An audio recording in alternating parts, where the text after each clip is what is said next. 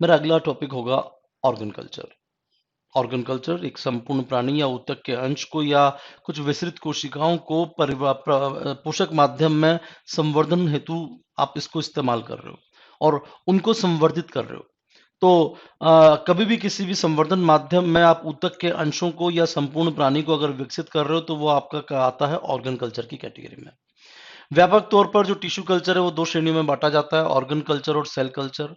अगर इसको थोड़ा सा इतिहास देखा जाए तो पहली बार आर्नोल्ड ने बताया था कि ल्यूकोसाइट कोशिकाएं जो होती हैं वो प्राणी के शरीर के बाहर विभाजित की जा सकती है। जॉली ने सीरम और जो लसिका होती है, लिम्फ नोड्स, उसमें उपस्थित जो प्राणी ऊतकों के व्यवहार का अध्ययन किया था, सीरम के अंदर और इसमें उपस्थित प्राणी ऊतकों का। हैरिसन ने मेंढक के टेडपोल की जो स्पाइनल कोड होती है उसका कल्चर किया लिम्फ के अंदर। और कैरोल ने ऊतक संवर्धन हेतु जटिल विधि का ओवरऑल खोज कर ली थी। तो कुल मिलाकर ये 4 वैज्ञानिकों के नाम हमें ध्यान रखना है, विशेष रूप से हैरिसन का, जिसने टेडपोल के मेरुरज्जु का कल्चर किया था लसिका में। लसिका बोले तो लिम्फ। बात करेंगे हम थोड़ा सा ऑर्गन कल्चर के संबंध में। किसी पात्र में अंग या इसके हिस्से की वृद्धि और संवर्धन संवर्धन आप करो, और ये जो ऊतक हो जिसमें कि पेरेन्काइमा यानी कि ऑब्वियसली कोई ना कोई डिविजिबिलिटी वाली कोई चीज हो, या स्ट्रोमा का संरचनात्मक और क्रियात्मक दृष्टि से होने वाला जो ओवरऑल परिरक्षण है, कंजर्वेशन है, वो अंग संवर्धन कहलाता है।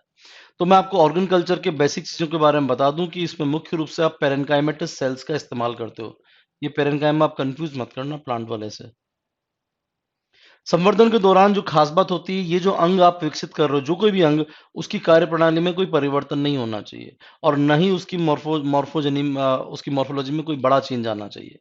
छोटा-मोटा आपका चेंज आ सकता है क्योंकि वो आप एक अलग वातावरण में उसको विकसित करने का प्रयास कर रहे हो। टेक्नीक जो होगी ऑर्गन कल्चर की, उसमें मुख्य विधियां जो है उन पर थोड़ा ध्यान देंगे, जैसे वॉच ग्लास टेक्निक, आपका ऑर्गन जेल तकनीक, ग्रिड तकनीक। ये 3 मुख्य तकनीकें हैं जो इस्तेमाल की जाती है ऑर्गन कल्चर। पहली विधि जो वॉच ग्लास विधि है, सबसे पुरानी विधियों में से इसको कहा जाता है। इस विधि में क्या किया जाता है कि एक्सप्लांट का संवर्धन क्लॉट की सतह पे किया जाता है। क्लॉट के बारे में मैंने आपको पहले भी बात की हुई है। इस क्लॉट में बेसिकली चूजे का प्लाज्मा यानी कि चिक प्लाज्मा या चिक के किसी टिश्यू का एक्सट्रैक्ट होता है, चिक टिश्यू एक्सट्रैक्ट। एक्सट्रैक्ट आप लिख लीजिएगा, हिंदी कुछ ज्यादा हो गई इस जगह पर। और इस माध्यम को वाच ग्लास में ले लिया आपने। यहाँ पर आपने क्लॉट को डाला और वाच ग्लास में ले लिया। वाच ग्लास इस तरह का यू नो हल्का सा उत्तल जगह सतह होती है। इस जगह से तो अवतल बोल लो, इस जगह से उत्तल बोल लो। क्लॉट रखा, क्लॉट के ऊपर आपने एक्सप्लांट रखा और एक्सप्लांट को कहा जाता है भैया ग्रो कर। इस पूरी घटना को आप सूक्ष्मदर्शी के माध्यम से लगातार देख सकते हो। तो क्या-क्या इसमें आकारिकीय परिवर्तन हो रहे हैं, तो उस संपूर्ण घटना को बोलते हैं मॉर्फोजेनेसिस। तो भ्रूणी अंगों का संपूर्ण मॉर्फोजेनेसिस इसको देखा जा सकता है। आप लोगों ने अगर जैसे ग्रेजुएशन में चिक एम्ब्रियो के डेवलपमेंट की स्टेजेस को देखते थे हम लोग, वो बात अलग है, उसको निकालते नहीं थे। अंडे के ऊपर एक ढक्कन बनाते थे, एक खोल बनाते थे और यहाँ पर उसको लगातार स्टडी किया जाता था, नंगी आंखों से भी और सूक्ष्मदर्शी के माध्यम से भी। तो ये कुछ कुछ वैसा ही है, कुछ कुछ वैसा एग्जैक्टली वैसा नहीं है। खास बात है सस्ती विधि है और सामान्य सूक्ष्मदर्शी के माध्यम से इस संपूर्ण कल्चर को देखा जा सकता है, आप प्रेक्षित कर सकते हो। ना अवगुण ये है कि ये जो क्लॉट है ये धीरे धीरे तरलभूत हो जाता है और ये तरलभूत होते ही ये जो एक्सप्लांट इसके ऊपर आप ग्रो करवा रहे हो ये आंशिक रूप से या संपूर्ण रूप से माध्यम में टूट के बिखर जाता है। तो इस तरह का जो कल्चर का टाइम पीरियड होता है, इस तरह की जो स्टडी है वो कम समय के लिए की जा सकती है। और बड़ी प्रॉब्लम है कि इसमें जैव रासायनिक विश्लेषण कभी भी संभव नहीं हो पाता क्योंकि आपको पता ही नहीं चल क्या रहा है नीचे, बस आप चीजें देख सकते हो। ये एक बड़ी महत्वपूर्ण बात होती है। फिर होती है अगार जेल विधि। अगार जेल विधि में हम क्या कर रहे हैं, ये जो बेस लिया था आपने अभी इस तरह के क्लॉट का, इसकी जगह पर आप क्या करते हो, यहाँ पर अगार जेल रखते हो और इस अगार जेल के साथ आप एक विलियन डालोगे जिसके अंदर सीरम, चूजे का भ्रूण का सार यानी कि चिक एम्ब्रियो एक्सट्रैक्ट, विटामिन और अमीनो एसिड और अगार, ये सब कुछ आपने यहाँ पे ले लिया। इसकी खास बात क्या होती है कि जो एक्सप्लांट है वो संवर्धन माध्यम में डूबेगा नहीं, सब हमेशा ऊपर की तरफ रहेगा और जितने भी पोषक तत्व इसको चाहिए वो लगातार यहाँ से मिलते रहेंगे। इस विधि में खास बात यह है कि हर 5 से 7 दिन बाद आप माध्यम को परिवर्तित कर सकते हो, तो एक लंबे समय तक चलने वाली एक पूरी की पूरी स्टोरी हो सकती है, पूरी स्टडी हो सकती है। तीसरा होता है ग्रिड मेथड। ट्रॉवेल ने इसको सबसे पहली बार विकसित किया था। खास बात होती है कि इसमें जालियां लोगे शुद्ध रूप से, जिसको आप ग्रिड बोल रहे हो, और इस जाली के ऊपर एक बेस बनाओगे जिसको बोलोगे राफ्ट। ठीक है, टांगों के रूप में आपने ग्रिड को यहाँ फिक्स कर लिया, और यहाँ पर रखा है एक प्लेटफॉर्म, राफ्ट बोले तो प्लेटफॉर्म।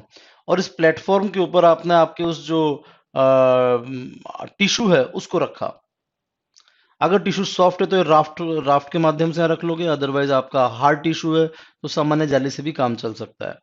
इस जगह पर इस जगह पर आप अपने मीडिया को रखोगे, तो बेसिकली मीडिया के लगातार संपर्क में आपका ये जो टिश्यू जिसको आप ग्रो करवा रहे हो ना, एक्सप्लांट, वो लगातार संपर्क में है, टच किए हुए है, और नीचे नीचे डूबेगा भी नहीं। तो यहाँ आगार की जरूरत नहीं पड़ी है आपको, और आपकी चीज डूब भी नहीं रही इधर नीचे।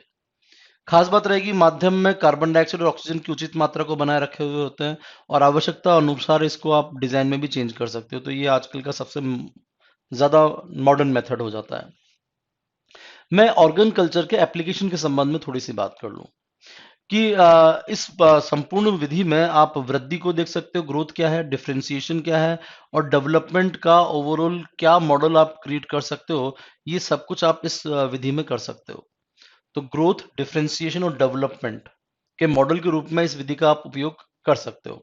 अंगों पर हार्मोनों का, विटामिन का, कार्सिनोजन का क्या प्रभाव आता है, तो ये आप प्रत्यक्ष रूप से देख सकते हो, क्योंकि आपके सामने अंगों का परिवर्तन हो रहा है। आप अंगों के अंदर डिफरेंशिएशन की घटनाओं को देख सकते हो।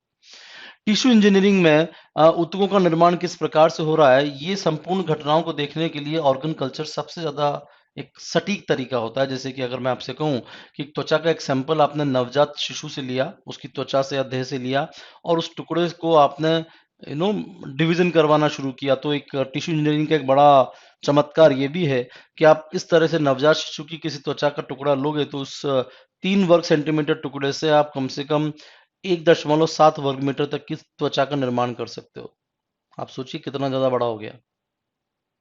अगर कोई एक्सपेरिमेंट करना है, विशेष रूप से जब जब आपको कोई स्किन ट्रांसप्लांटेशन जैसा कुछ करना है तो। ठीक है, मधुमेह रोगियों की संख्या बढ़ रही है, और लैंगरहेंस कोशिकाएं हम जानते हैं उनकी नष्ट हो जाती है। लैंगरहेंस आइलैंड्स के अंदर बीटा सेल्स उनकी नष्ट हो जाती है। हम क्या कर सकते हैं, टिश्यू इंजीनियरिंग के माध्यम से इस तरह की जो बीटा सेल्स हैं उनको आप बाहर की तरफ विकसित करो, और अंदर की तरफ ट्रांसप्लांट कर दो, तो ये आपका बड़ा गजब का मामला हो जाएगा। ऐसा भी हो सकता है कि आप बी सेल्स, उनकी ही बीटा सेल्स को लो, और उनके अंदर निष्क्रिय जीन के स्थान पर एक सक्रिय जीन जोड़ दो।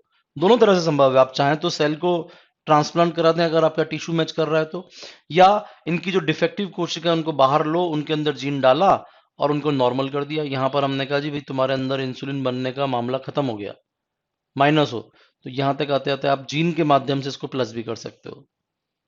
जीन आप इंट्रोड्यूस कर दो। विभिन्न प्रकार के जो टिश्यू कल्चर हैं उनकी मैं थोड़ी सी समरी ले दूं, वैसे तो अंग्रेजी में है, बट आपको समझ में आ जाएगा कि सेल कल्चर जो होता है, और एक एक्सप्लांट कल्चर होता है, और एक ऑर्गन कल्चर होता है। 3 तरह के शब्दों का मैंने आपके इस्तेमाल किया है।